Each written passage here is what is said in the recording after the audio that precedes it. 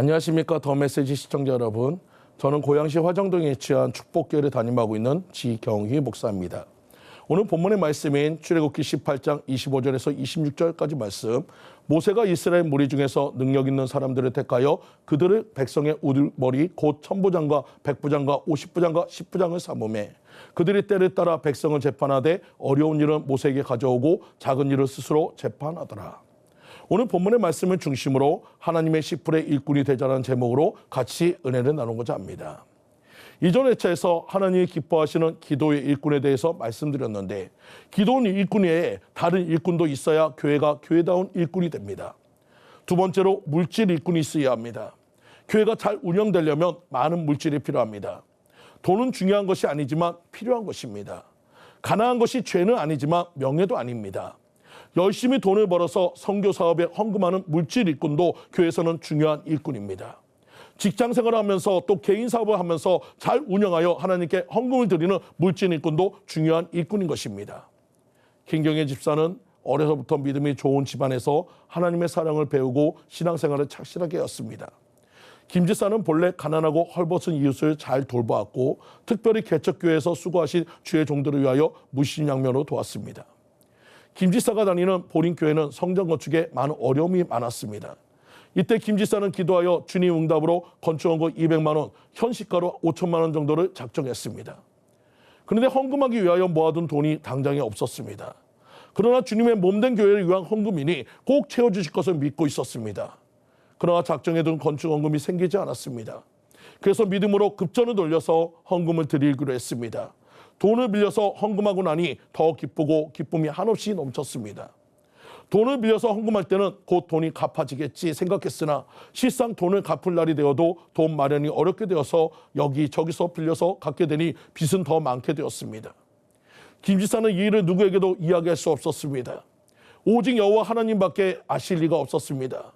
마음의 시험과 근심이 다가왔습니다. 그러나 굴하지 않고 차려와 금식 기도로 이를 극복해 나갔습니다.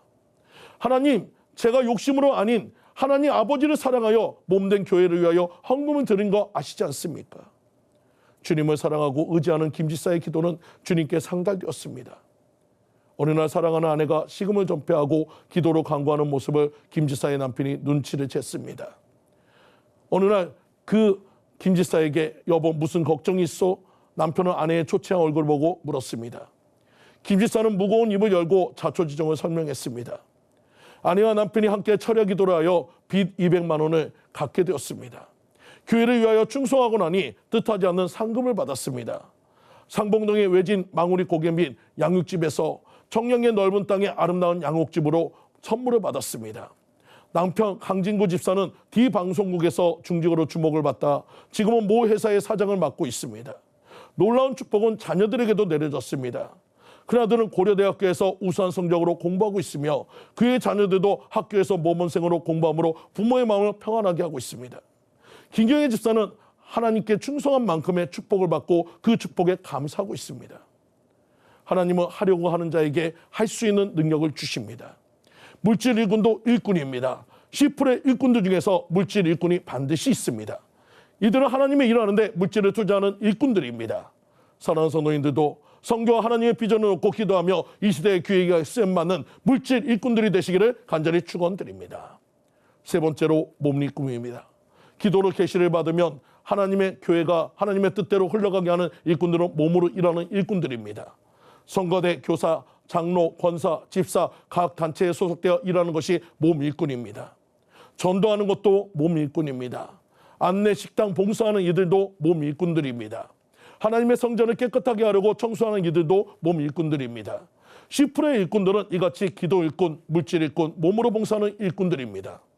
하나님은 일하고자 하면 도와주십니다. 지금 하나님께서는 하나님의 일을 할 일꾼을 찾으십니다. 여러분, 일꾼의 눈에 띄면 일꾼이 됩니다. 일하는 사람은 일할 만큼 사람을 보는 눈이 있습니다. 성공한 사람은 성공의 가능성을 가지고 있는 사람을 볼 줄 아는 눈이 있습니다. 예수님이 12명의 제자를 선택했고 엘리야는 엘리사를 찾아냈으며 일꾼이 되려면 일꾼의 눈에 들어야 일꾼이 될 수 있습니다. 두 번째로 일꾼이 되겠다고 결심하면 일꾼이 됩니다. 사람들은 무엇이든지 마음먹기에 따라서 달라집니다. 마음의 행동이 열쇠입니다.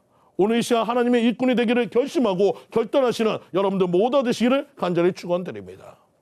세 번째는 일하면 일꾼이 됩니다. 말만 하십시오. 말꾼이 됩니다. 말썽을 부리십시오. 말썽꾼이 됩니다. 놀기만 하십시오. 놀이꾼이 됩니다. 노래만 하십시오. 가수가 됩니다. 하지만 여러분 일하십시오. 그러면 일꾼이 됩니다. 일꾼이 되고 싶다면 간단합니다. 일하면 됩니다. 하나님이 기뻐하시는 10%의 일꾼들이 되시는 성도님들 모두 되시기를 간절히 축원드립니다. 지금까지 더 메시지 지경희 목사였습니다.